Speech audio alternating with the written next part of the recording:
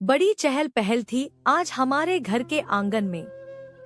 हमारी बिटिया खुशबू की सगाई जो होने जा रही थी आज। सोहन भी अपनी दीदी की सगाई की तैयारी में एक सप्ताह से लगा हुआ था। बस शाम के 7 बजने वाले थे और लड़के वाले भी आने वाले थे।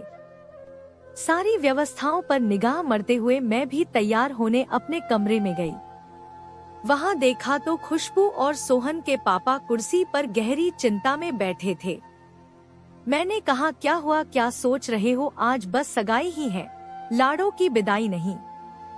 तो बोले, सुधा, मैं सोच रहा हूँ अगर तुम ना होती तो आज मैं ये दिन कभी ना देख पाता, अपनी खुशबू की सगाई। सोहन को ऐसे बड़ा होते हुए बहुत आभारी हूँ सुधा, तुम्हारा जो समय रहते तुमने हमारा रिश्ता बचाया और हमारे बच्चों का भविष्य। मैंने कहा, क्या खुशबू के पापा आप भी किन बातों को लेकर बैठ गए? वो बातें कब की मैं भूल चुकी हूँ। छोड़ो सब और तैयार हो जाओ, लड़के वाले आते ही होंगे।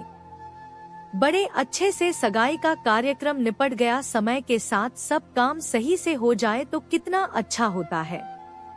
सब अपने अपने कमरे में सोने जा चुके थे। मेहमान भी तकरीबन सब चले गए थे। बस कुछ लोग थे जो रुके, वो भी हाल में सो गए थे। मैं भी काफी थक गई थी आज। बस जाकर लेटी और सोचा आज 7-8 दिन बाद चैन की नींद सोगी। 2 घंटे की सगाई के लिए पूरे 7-8 दिन से लगे थे सब, पर लेटते ही नींद छू हो गई जैसे। खुशबू के पापा की शाम की बात घूम रही थी दिमाग में। मुझे आज भी याद है वो रात जब मेरी खुशबू 8 बरस की थी और सोहन 5 बरस का। बच्चों को खाना खिलाकर मैं सुला चुकी थी। खुशबू के पापा नीचे टीवी देख रहे थे। उन्हें आवाज लगा रही थी बार बार के, आ जाइए तो हम भी खाना खाए। वो उनके पसंद का कुछ प्रोग्राम देख रहे थे। शादी को तब 10 साल हो गए थे, पर हम सदा शाम का खाना साथ खाते थे। बड़ा प्यार करते थे साहिल मुझसे, कभी कुछ नहीं छुपाते थे, पलकों पर रखते थे। सारी सुख सुविधा थी घर में। माँ बाऊजी सब साथ ही रहते थे। 2 बार खाना गरम कर चुकी थी। तभी साहिल के फोन की घंटी बजी। मैंने उठाया तो सामने कोई लड़की थी। बोली, साहिल। मैंने जैसे ही हेलो कहा, आवाज सुन फोन काट दिया। रात के तकरीबन 11:15 बजे थे। सन 2006 की बात है। तब मोबाइल नए नए आए थे हमारे घर में। सिर्फ साहिल के पास ही था मोबाइल। 11:30 बजे साहिल ऊपर आए और खाना खाया हम दोनों ने। उस रात तो मैंने साहिल को कुछ ना कहा। सोचा, मैं ऐसा क्यों सोच रही हूँ, मुझे इतना प्यार तो करते हैं साहिल, पर पता नहीं क्यों तब से एक अजीब सी दूरी लगने लगी साहिल से। एक रात 3 बजे जब मैंने करवट बदली तो साहिल पलंग पर नहीं थे। उठकर तो कमरे में ही नहीं थे। नीचे जाने लगी तो हाल खड़े किसी से बात कर रहे थे। मैंने बात तो नहीं सुनी, पर हाव भाव से प्रतीत हो रहा था कोई लड़की ही है। सुबह मैंने साहिल से कहा, रात में कहाँ बात कर रहे थे आप? वो बोले, कहीं तो नहीं। मैंने, साहिल झूठ मत बोलो ना। अगर मैंने अपनी आंखों से नहीं देखा होता तो तुम्हारी बात मान भी लेती। ऐसा कहा, बस मैंने तो चिढ़ गए। फिर कहने लगे, बस यही बचा है हमारे जीवन में, अब तुम शक करोगी मुझ पे। मैंने कहा, साहिल अभी तक नहीं करती थी, पर अब शक नहीं, यकीन है मुझे। अगर तुम सच्चे होते तो मुझसे झूठ ना कहते कि किसी से बात नहीं कर रखा था, और अभी जैसे तुमने प्रतिक्रिया दी वैसी ना देते।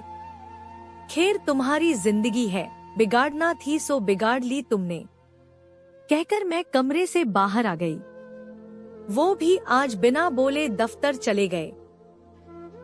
सारा दिन सोचती रही कि कहाँ कमी रही थी हमारे रिश्ते में, जिस रिश्ते पर मुझे गर्व था। आज उसी रिश्ते के कारण मैं टूट गई थी। समझ नहीं आ रहा था कि क्या करूं, अपनी पीड़ा किसे कहूं। किसे कहती अपने माँ बाप को तो शादी के 10 साल बाद ऐसी बात उन्हें कहकर उनके गिनती के दिन खराब नहीं करना चाहती थी। इनके माँ बाऊजी को भी कैसे हिम्मत करके बताती, क्योंकि उन्होंने मुझे कभी बहू नहीं माना, सदा बेटी जैसा प्यार, वही आजादी दी।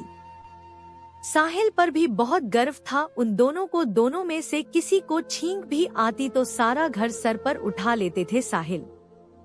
उनकी छवि गिरते हुए ना देख पाती तो फिर सोचा मेरा दर्द है, मुझे इसका स्वयं ही सामना करके उभरना होगा। पूरा दिन बहुत सर दुखा, आज बच्चों को पढ़ा भी ना पाई।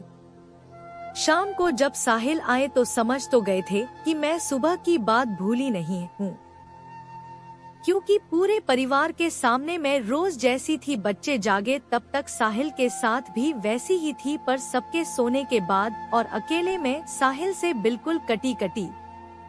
बच्चों को इस बात की भनक भी नहीं लगनी चाहिए, इस बात से बहुत डरती थी। अब ये माहौल रोज का हो गया था। बच्चे साथ हो तब हंसना, मुस्कुराना, खुशी के गीत सुनना और अकेले में दर्द भरे गाने खुद कम सुनना, साहिल को सुनाना ज्यादा रहता था। तकरीबन 1 महीना ऐसे ही गुजर गया। साहिल ने बहुत कोशिश की मेरे चेहरे पर पुरानी चमक लाने की, पर ठेस लगे दिल को संभालना इतना आसान कहाँ था। फिर एक दिन साहिल ने मुझसे सीधे सीधे पूछा, सुधा क्या चल रहा है, तुम्हारे मन में क्या चाहती हो तुम? मैंने कहा, अभी मेरे चाहने ना चाहने से कुछ फर्क पड़ता है क्या? बोले, सुधा मैं प्यार करता हूँ तुमसे। मैंने कहा, मुझसे या मुझसे भी? बोले, क्या बकवास है, तुम क्यों ये शक का बीज लिए बैठी हो? मैंने कहा, साहिल शक होता तो कब का भूल जाती। मेरा भरोसा टूटा है। जितना तुम्हारे प्यार पे भरोसा था, उतना तुमने मुझे ये यकीन दिला दिया है कि तुम्हारी जिंदगी में मेरे अलावा और कोई भी है। तो कहने लगे, ऐसा नहीं है।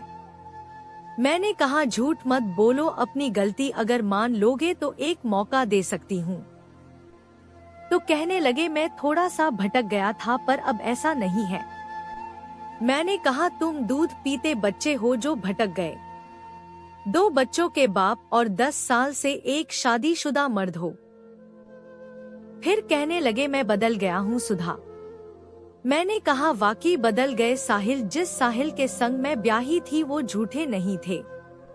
मुझे कुछ नहीं सुनना है तुमसे, पर अगर सच में तुम सुधारना चाहते हो तो सिर्फ खुशबू, रौनक और तुम्हारे माँ बाऊजी के खातिर एक मौका दे रही हूँ।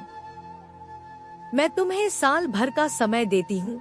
अगर साल भर में तुमने साबित करा कि तुम्हारा उस लड़की से कोई वास्ता नहीं है, तुम अब भी मुझे चाहते हो, तुम्हें अपने बच्चों की, बूढ़े माँ बाप की चिंता है, ऐसा एहसास दिलाना होगा तुम्हें मुझे।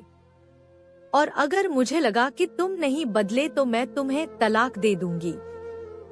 फैसला तुम्हारे हाथ में है। फिर धीरे धीरे साहिल में पहले वाले बदलाव आने लगे। वो समय से दफ्तर जाते, शाम को भी कभी लेट ना होते। बच्चों के साथ वही हंसी मुस्कुराहट। हर 8 से 10 दिन में मुझे बच्चों को कहीं बाहर ले जाना, कभी कभी बच्चों के लिए तो कभी मेरे लिए उपहार लाना। मैं भी मन में एक संतोष महसूस करने लगी थी। एक दिन शाम के 7:30 बज गए पर साहिल नहीं आए थे। अब तक घर रोज 6:15 तक आ जाते थे। दफ्तर फोन किया तो पता लगा टाइम से ही निकले हैं। फिर अचानक 8:00 बजे फोन की घंटी बजी। मैंने फोन उठाया तो सिटी हॉस्पिटल से कॉल था। बोले, साहिल जी के घर से बोल रहे हैं, आप तुरंत हॉस्पिटल आ जाइए। मैं तुरंत वहां पहुंची। देखा तो साहिल आईसीयू में थे। घर आते वक्त एक ट्रक ने उनकी कार को टक्कर मारी और उनकी कार पलट गई थी। जिंदगी और मौत से जूझ रहे थे साहिल। बहुत पछतावा हो रहा था मुझे कि तलाक की बात क्यों कही मैंने, कही चिंता में तो गाड़ी नहीं चला रहे थे। सोचते सोचते हॉस्पिटल की बेंच पर ही सो गई। सुबह साहिल को होश आया तो रो रो कर मुझसे माफी मांग रहे थे। कहने लगे, सुधा मुझे माफ कर दो, मैं भटक गया था। मैं तुम्हारे लायक नहीं हूँ। तुम बहुत महान हो। तुम्हें सब पता होने के बाद भी किसी को तुमने कुछ ना कहा। तुमने कैसे एक बेवफा से वफा करी है। आज जब मैं जिंदगी और मौत से लड़ रहा तब सिर्फ मेरा परिवार मेरे साथ है, ना ही कोई बाहर वाला। मैंने कहा साहिल, दिमाग पे जोर मत डालो। माफ करने का हक सिर्फ ऊपर वाले का है। तुम सही सलामत हो, यही उसकी माफी है। अब चिंता मत करो, आराम करो।